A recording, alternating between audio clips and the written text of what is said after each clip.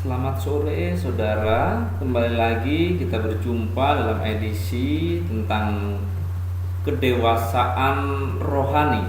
Bagian sore hari ini kita akan belajar bagaimana orang yang dewasa adalah mereka yang bertanggung jawab dalam hidupnya.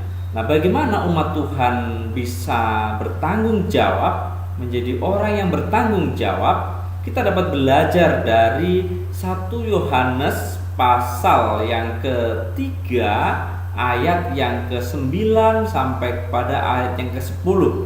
Nah, kalau bagian ini menyatakan bahwa setiap orang yang lahir dari Allah tidak berbuat dosa lagi. Nah, dari pasal 3 ayat 10 ini kita bisa belajar 3 pokok penting bagaimana kita bisa hidup bertanggung jawab. Yang pertama, supaya hidup kita bertanggung jawab sebagai umat Tuhan adalah tidak berbuat dosa. Kenapa kita bisa bertanggung jawab dengan tidak berbuat dosa? Kita belajar dari kata dosa adalah hamartia yang memiliki arti tidak sampai, meleset, tidak tepat sasaran atau melenceng. Itulah hamartia, itulah dosa. Sehingga ketika kita berdosa, kita tidak bisa menjadi pelaku firman itu.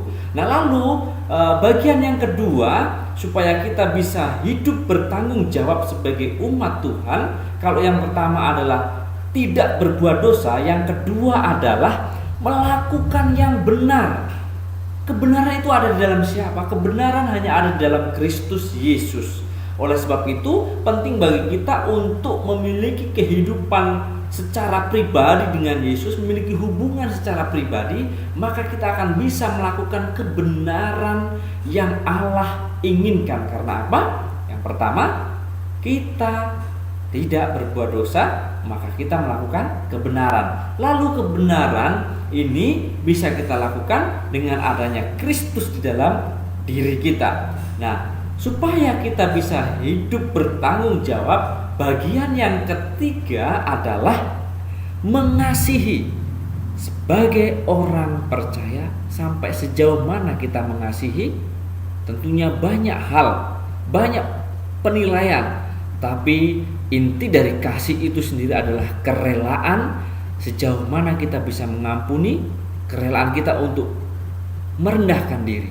Oleh sebab itu, tentunya banyak sekali hal yang harus dijelaskan dari bagian ini, namun tentunya ada bagian lain untuk bisa mendapatkan penjelasan. Oleh sebab itu, ikuti terus edisi tentang kedewasaan secara rohani yang ada di dalam Kristonomi. Terima kasih, Tuhan memberkati.